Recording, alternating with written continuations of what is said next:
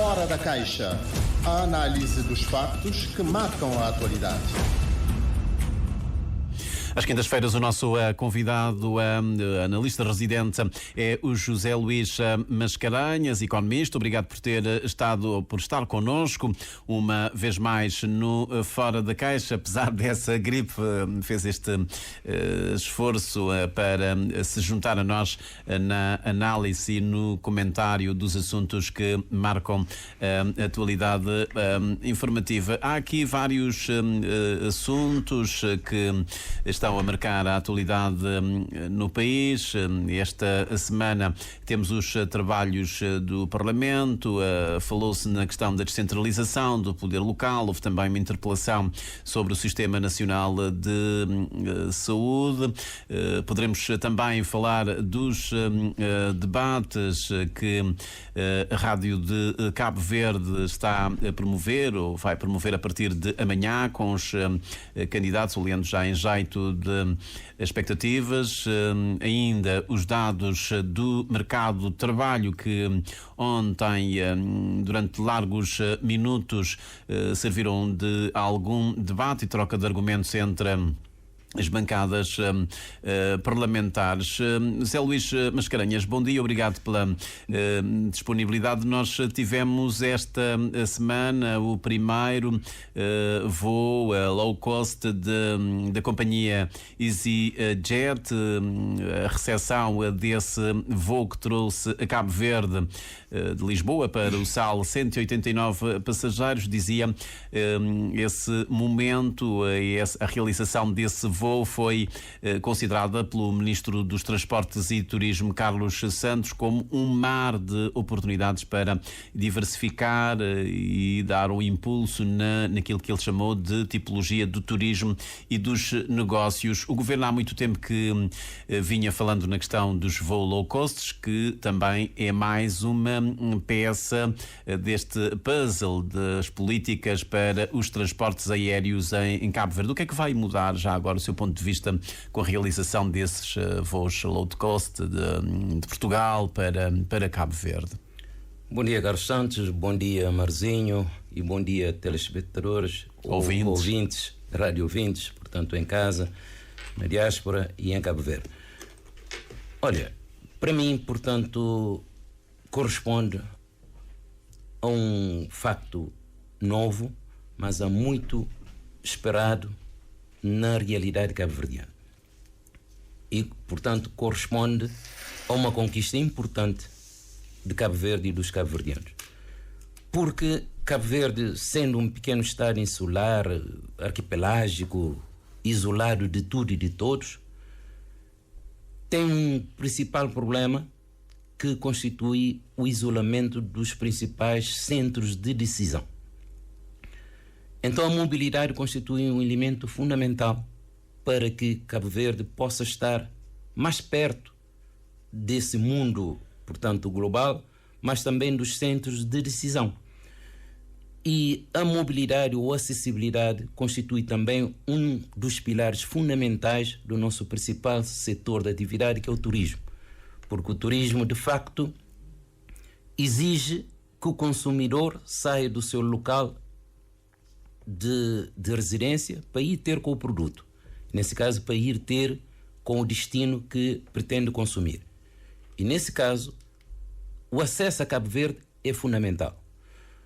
Por isso, portanto, o início do voo low cost para Cabo Verde constitui, de facto, uma grande vantagem para o destino Cabo Verde, em termos de vantagem competitiva, porque permite um maior número de voos, mas também permite...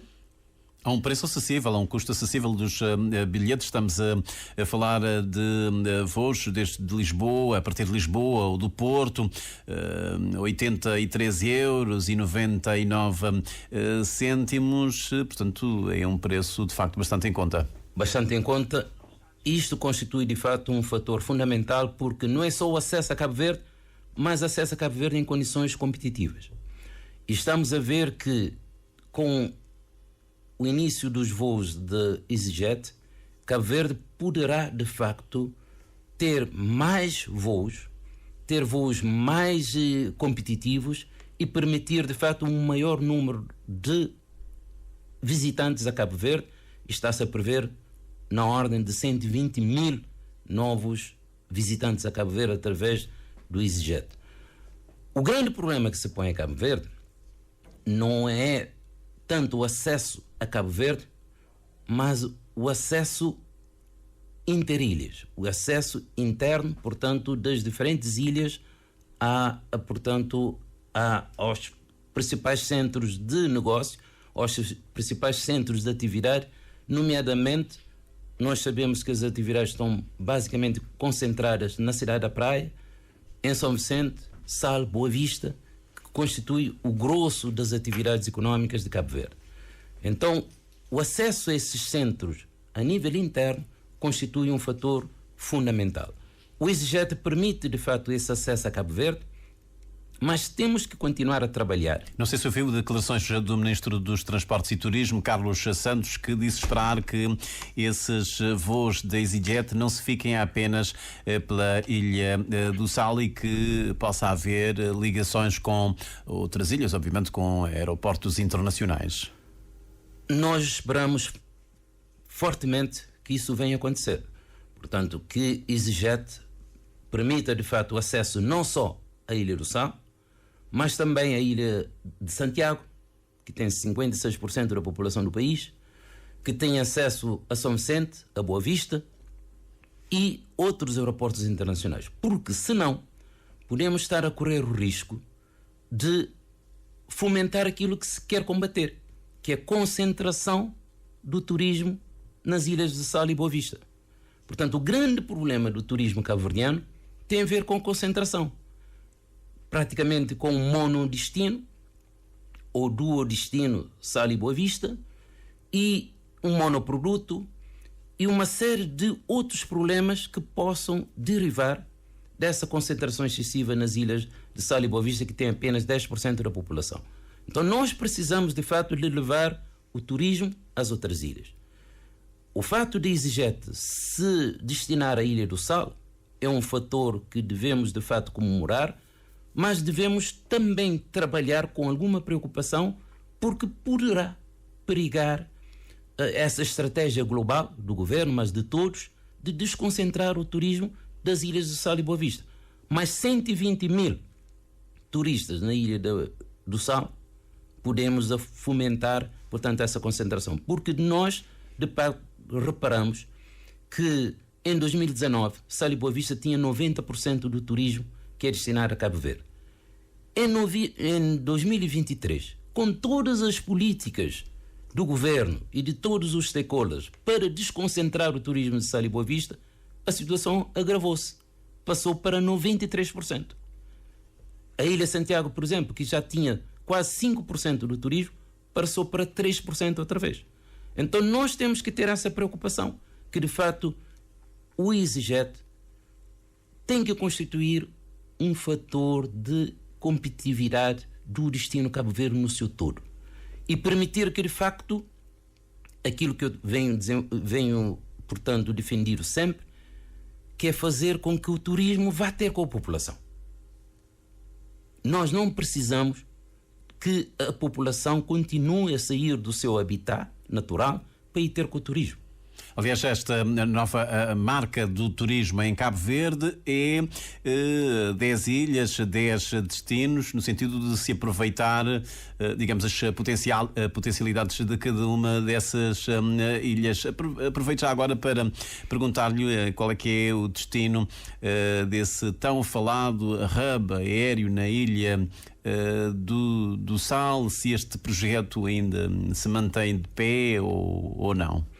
Trata-se, de facto, de um projeto muito interessante de criar um hub aéreo na Ilha do Sal, permitindo, de fato, que Cabo Verde seja essa plataforma que liga os vários continentes.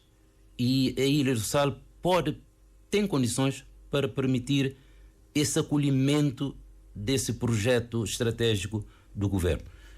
O programa do governo contém várias políticas extremamente importantes, nomeadamente a nível da desconcentração do turismo, a nível da criação dessa transição do velho para o novo turismo, em que os novos produtos turísticos constituem, portanto, apostas estratégicas, mas há uma dinâmica. Há uma dinâmica porque o turismo não depende só de políticas públicas. Nós temos operadores que comandam, portanto, o pulsar do turismo. E nós temos que fazer um conjunto de outras iniciativas paralelas de todos os agentes econômicos para invertermos essa tendência natural. Porque sol e praia constitui, de facto, um produto de massa que arrasta, que cria escala e que é muito bom para Cabo Verde. Mas temos, em paralelo, que desenvolver as outras ilhas, os outros produtos, mais de 20 novos produtos turísticos, que Cabo Verde é fortíssimo, nomeadamente o ecoturismo, o turismo cultural, o turismo, portanto, de negócios, uma série de novos produtos turísticos que ainda nós praticamente não fizemos o startup. Tudo isto não está contemplado no plano operacional do turismo? Está contemplado, mas há uma dinâmica criada que temos que inverter. Isso é preciso um esforço coletivo para invertermos essa lógica. Porque eu continuo a defender que eu acho que aquilo que é mais forte para o turismo cabo-verdiano é o homem cabo-verdiano, que é o único produto que é exclusivo de Cabo Verde e é um produto vendável. Agora, temos que fazer o trabalho de transformar o homem cabo-verdiano num produto vendável. Esse trabalho que falta fazer. Portanto, definir um produto que seja concorrencial, entre aspas, é complementar. Quando diz o homem cabo-verdiano, está a referir-se à história, ao património, à cultura, digamos, que acabam por constituir os traços identitários deste povo. A identidade cabo-verdiana, portanto, a nossa forma de pensar, de sentir, de agir, constitui um produto altamente vendável. E a nossa cultura tem demonstrado isso. Basta ver Cesar Évora, basta ver o património mundial que nós temos, que é património de todos os cidadãos do mundo, que é a Cidade Velha. Portanto, nós temos que valorizar isso e fazer com que isso seja capaz de competir com forte produto tradicional de sol e praia. Muito bem, temos que avançar. Esta semana tem sido bastante rica em termos parlamentares, primeiro com o debate com o Primeiro-Ministro sobre políticas de descentralização e desenvolvimento local, depois uma interpelação sobre o Sistema Nacional de Saúde. Em relação ao poder local, a descentralização, não sei se teve tempo de acompanhar todo o debate. Por momentos, essa discussão, o debate centrou-se na necessidade de se voltar a colocar em cima da mesa a questão da regionalização. Mais de 30 anos depois dessa primeira vaga de descentralização, como é que está o país neste momento, em termos de poder local, da descentralização, que foi o tema de debate no Parlamento? Este debate vem, portanto, ao encontro daquilo que é também consenso universal. Porque a nível global, diz-se que esse fenómeno da globalização tem que ser contrabalançado com outro fenómeno que é a regionalização. Portanto, há necessidade porque a globalização tem uns aspectos positivos, que é fazer, portanto, com que a liberdade de atuação, nomeadamente dos agentes econômicos, faça com que todos os agentes econômicos saiam a ganhar. É o princípio defendido por Adam Smith, que diz que a principal virtude da economia mundial está na liberdade individual para a procura da riqueza. E ele diz, embora inicialmente pode parecer que essa liberdade pode prejudicar os mais fracos, mas que no fim todos saem a ganhar. Portanto, esse é o princípio do liberalismo e que movimenta muito a ideologia capitalista. Onde é que entra aqui a regionalização? Mas, no entanto, para fazer face a esse movimento global em que as grandes instituições multinacionais, as empresas multinacionais, tendem a ser os vencedores, há um movimento contrário, que é a regionalização, para fazer com que os mais fracos possam se agrupar, se organizar, para poderem fazer face a esse movimento global. E nessa perspectiva, também há um princípio muito importante que tem sido desenvolvido na Europa, nos Estados Unidos, que é o princípio da subsidiariedade, que é um princípio que visa fazer com que o centro da decisão esteja junto da população local, o mais próximo possível da população local. Então, na medida que nós temos tendências federais para criar integrações económicas regionais, para entrar nesse processo da globalização. Há um movimento inverso no sentido de criar, portanto, uma descentralização da decisão para junto da população local. Mas acha que faz sentido trazer de novo para a agenda política essa questão da regionalização? O projeto foi chumbado há alguns anos. Há algumas vozes que defendem que, pelo contrário, o governo devia empoderar mais os municípios, dotá-los de mais competências, mas também de recursos, e deixar de lado a questão da regionalização, que segundo eles é uma sobreposição de funções, de cargos, é mais jobs for the boys. Não sei se tem essa leitura. Quando olhamos, por exemplo, para a ilha de Santiago, que ganhos é que a regionalização poderia trazer? Nós temos que ter atenção a alguns aspectos importantes. Há vários níveis de descentralização. Nós, há 30 anos, conseguimos chegar a nível de 33 anos, a nível do municipalismo, mas também há outras formas de descentralização a nível supramunicipal ou inframunicipal. São formas de regionalização que se pode ainda equacionar para ser implementada em Cabo Verde. Nós não conseguimos chegar a esse nível. Mas, no entanto, falou, por exemplo, da Ilha de Santiago. Eu acho que a Ilha de Santiago, ao, portanto, ser dividida em Santiago Norte e Sul, podemos estar a contribuir também para o não desenvolvimento de Santiago. Porque eu acho que o de Santiago só consegue desenvolver cumprindo os princípios da competitividade do país, que foi identificado por António Romão, que diz que um país só consegue ser globalmente competitivo ou internacionalmente competitivo se for planeado integralmente e se for equilibrado regionalmente. Nós temos na Ilha de Santiago uma grande dificuldade em planear a ilha no seu todo.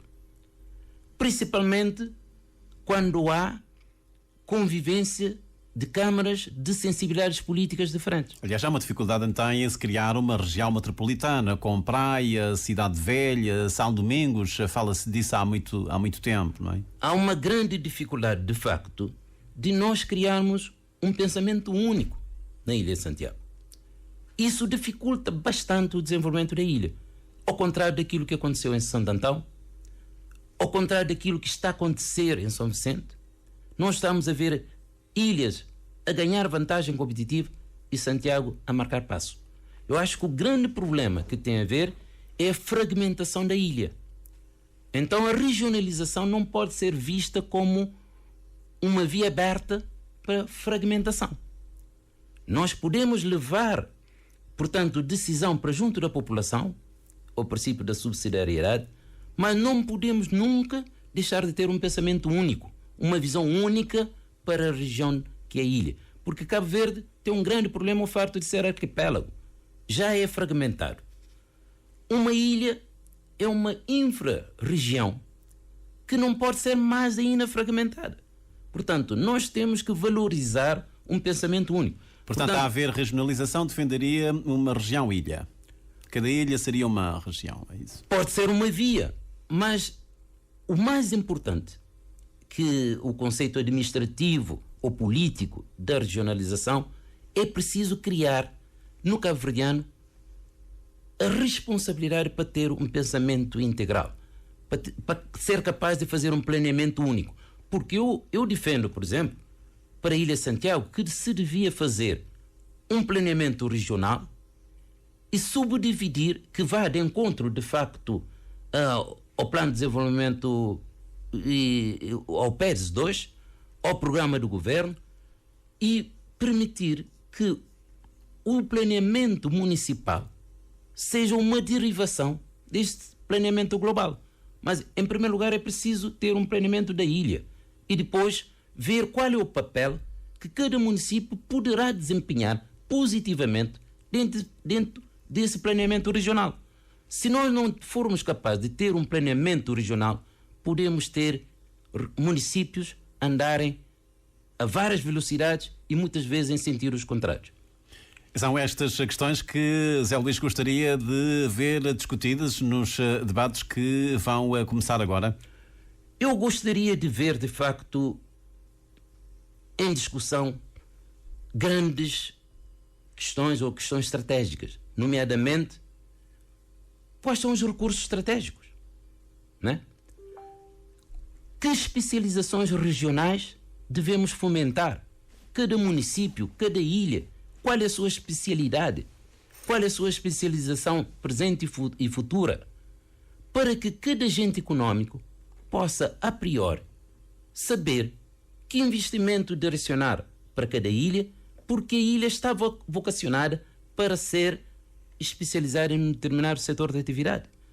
Portanto, há questões importantes. O papel regional na indução do desenvolvimento nacional, políticas públicas para um planeamento integrado, medidas para o equilíbrio regional. Porque, como eu disse há pouco, não há possibilidade de termos um país internacionalmente competitivo e muito menos sustentável se não for equilibrado regionalmente. E nós estamos a ver, pelos indicadores do índice de coesão territorial, estamos a ver que 14 dos 22 municípios estão abaixo da média nacional. 64% estão abaixo da média nacional. E desses 14, 10 municípios estão na região de Sotavento.